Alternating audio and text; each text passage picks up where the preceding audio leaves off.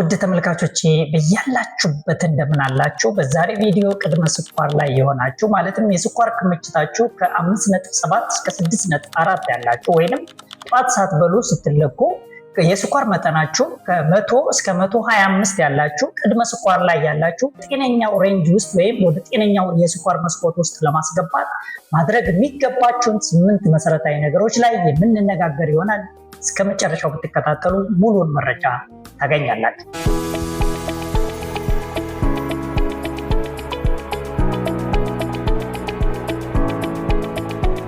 በመጀመሪያ ደረጃ ቅድመ ስኳር ወይም ፕሪዲያቤቲክ ምንድነው?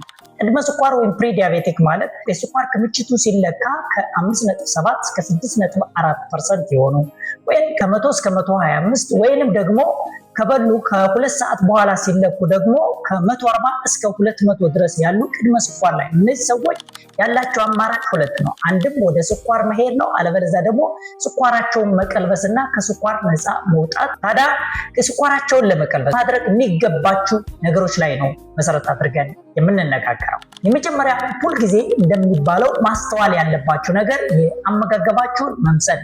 ምን አይነት አመጋገብ አላችሁ? በተቻለ መጠን ሙሉ በሙሉ ማቆም የሚገባችሁ ምግቦችን መጀመሪያ ለይታችሁ ማወቅ ይኖርባችኋል። አጠቃላይ ስኳርነት ያላችሁ፣ ጣፋጭነት ያላችሁ ለምሳሌ ለስላሳ መጠጥ ሊሆን ይችላል፣ ጭማቂዎች፣ ጁስ ጭማቂዎች ሊሆን ይችላል፣ ወይም ስኳር መጨመርን ጨምሮ ከነዚህ ነገሮች ሙሉ በሙሉ ማቆም ነው የመጀመሪያው። በመቀጠል አልኮል የመሳሰሉ ምግቦችን ደግሞ የበለጠ ሊያባብሱ ስለሚችሉ እነሱን ምግቦች ከምግብ ዝርዝራችሁ ውስጥ ማውጣት ነው። ተፈጥሯዊ የሆኑ ምግቦች ላይ ትኩረት ማድረግ ነው።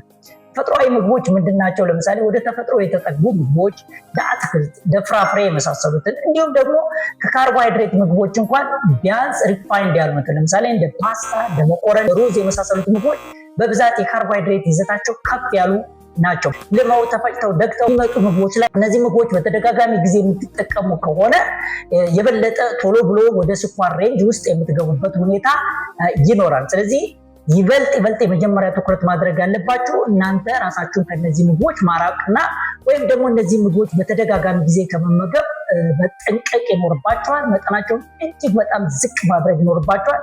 ጣፋጭነት ያላቸውን ግን የትኛውንም ምግብ ራሳችሁን ከነዚህ ምግብ ማራቅ የመጀመሪያ እርምጃ ይሆናል። ሁለተኛ ማድረግ የሚገባቸው ነገር ደግሞ ምግብ ቅደም ተከተላቸውን ማስተካከል ነው። እንግዲህ ይህ ስኳር ላለባቸው ብቻ ሳይሆን እድሜያቸው አጠቃላይ ከፍ ያሉ ሰዎች ቢሆን ወደ ስኳር እንዳይሄዱ አጠቃላይ የአመጋገብ ቅደም ተከተሉን ማስተካከል ጥሩ ነው። ምን ማለት ነው ይሄ? ለምሳሌ ሁልጊዜ በአመጋገባቸው ላይ መጀመሪያ አትክልቶችን መመገብ በጣም ወሳኝ ነው። የአትክልቶችን በሳላድ መልክ አዘጋጅቶ መመገብ። እዚህ በፊትም በሰራሁላችሁ ቪዲዮ በዚህ ጉዳይ ላይ በጣም ትኩረት ሰጥቼ ተናገርኩበት ሁኔታ አለ። ስለዚህ የመጀመሪያ የአትክልት ምግቦችን እንደ ሳላድ አድርጎ አዘጋጅቶ መመገብ፣ ከዛ በኋላ ደግሞ የፕሮቲን ምግቦችን የገንቢ ምግቦችን ማስከተልና በመጨረሻ የካርቦሃይድሬት ምግቦችን መመገብ። ይህን በማድረጋችሁ ትልቁ ጥቅሙ ምንድነው? አንደኛ ፋይበር ምግቦችና የገንቢ ምግቦች በምትመገቡበት ጊዜ ትጠግባላችሁ። መጨረሻ ካርቦሃይድሬት በመጠኑ ነው ልትመገቡ የምትችሉት። ስለዚህ የካርቦሃይድሬት መጠናቸውን ወይም በካርቦሃይድሬት ምግብ ይዘት ያላቸው ምግቦች ትቀንሳላችሁ። ለምሳሌ እንደ እንጀራ የመሳሰሉት ምግቦች ወደ መጨረሻ ስትመገቡ ብዙ አትመገቡም ማለት ነው። የመጀመሪያ የፋይበር እና የገንቢ ምግቦች ሆዳችሁን ይሞላል። ስለዚህ እየጠገባችሁ ስለምትሄዱ የምትጨምሩት የካርቦሃይድሬት መጠን ይቀንሳል። በሌላ በኩል ደግሞ እነዚህ የፋይበር ይዘት እና ገንቢ ይዘት ያላቸው ምግቦች በብዛት የደም ስኳርን ከፍ ስለማያደርጉ የበለጠ የደም ስኳራቸውን ለመቆጣጠር በጣም ወሳኝ ይሆናል። ስለዚህ የምግብ ቅደም ተከተሉን ማስተካከል።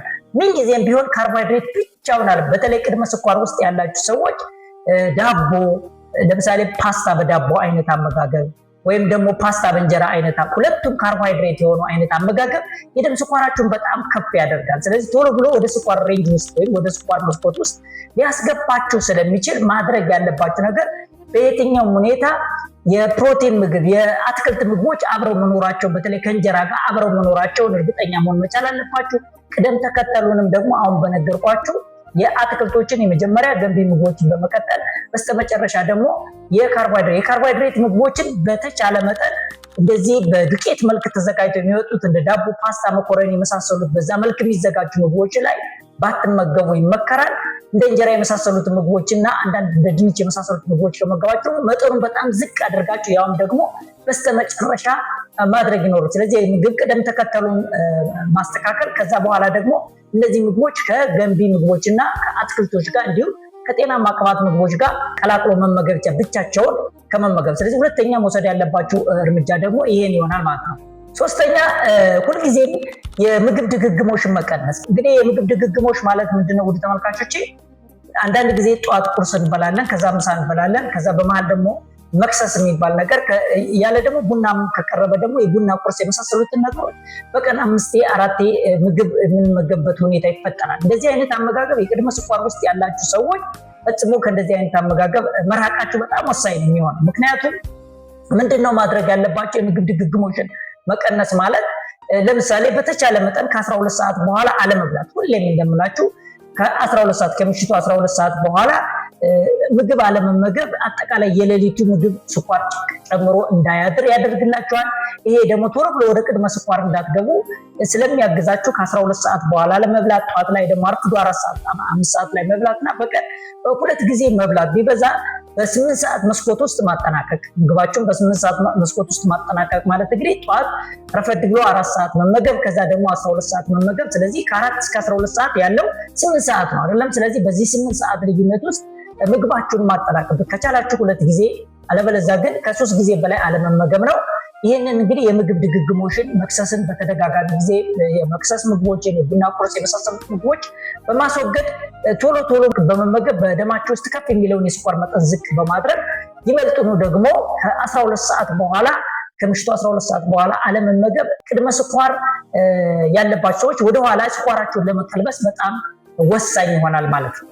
አራተኛ የአኗኗር ዘይቤያችሁ ላይ መስራት ነው። የቅድመ ስኳር ውስጥ ያላችሁ ሰዎች የአኗኗር ዘይቤያችሁ ላይ እንግዲህ ስትረስ ካለ፣ ጭንቀት ካለ፣ በተለይ ጭንቀት ያለው የኮርቲዞል ሆርሞንን ስለሚጨምር ጭንቀትን ማስተካከል። ያው ኮርቲዞል ሲጨምር የደም ስኳር ይጨምራል፣ ከጉበት የሚለቀቀውን የስኳር መጠን ስለሚጨምር።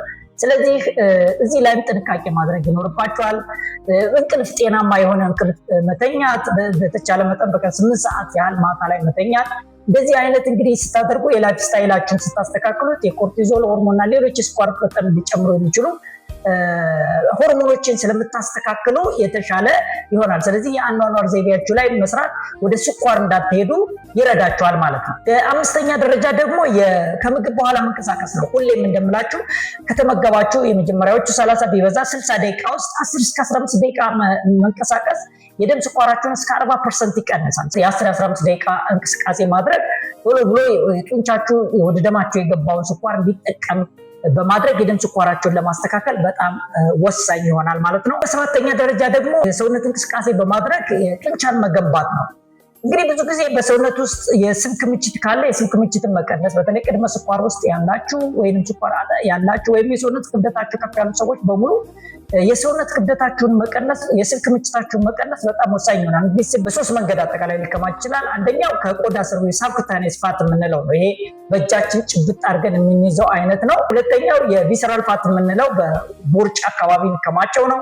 ሶስተኛው ደግሞ ኤክቶፒክ ፋት የምንለው በጉበትና በቆሽት የሚከማች ስብ ነው። እንግዲህ የሰውነት ክብደታችሁ ከፍ ያሉ ሰዎች ከ10 እስከ 15% የሰውነት ክብደታችሁን መቀነስ በጣም ወሳኝ ነው። በተለይ ቅድመ ስኳር ውስጥ ያላችሁ ወደ ስኳር እንዳትሄዱ ይረዳችኋል። እንዲሁም ስኳር ያለባችሁ ደግሞ የስኳር መጠናቸውን ለማስተካከል ወሳኝ ነው። በዚህ ፈንታ ግን ጡንቻ መገንባት ደግሞ ወሳኝ ነው። እነዚህ ሬዚስታንስ ኤክሰርሳይዝ የምንላቸውን ሰውነትን በደንብ በማሰራት ጡንቻ በመገንባት የሰውነት ስብን በመቀነስ ወደ ስኳር እንዳትሄዱ ያግዛችኋል። ከላይ ዝርዝርኩላችሁን በወጥነት ሁልጊዜ ማድረግ ኮንሲስተንሲ የምንለው ማለት ነው። ሁልጊዜ በዕለት ዕለት የላይፍ ህይወታችሁ ወይ በዕለት ዕለት ኑሯችሁ ውስጥ በየቀኑ ማድረግ የበለጠ ሙሉ በሙሉ ወደ ስኳር እንዳትጋለጡ ያደርጋችኋል። ስለዚህ ይህን ሁልጊዜ በየጊዜው የዕለት ዕለት ኑሯችሁ ኮንሲስተንሲ ደግሞ በጣም ወሳኝ ይሆናል። የመጨረሻው ፎሎ አፕ ማድረግ አለባችሁ።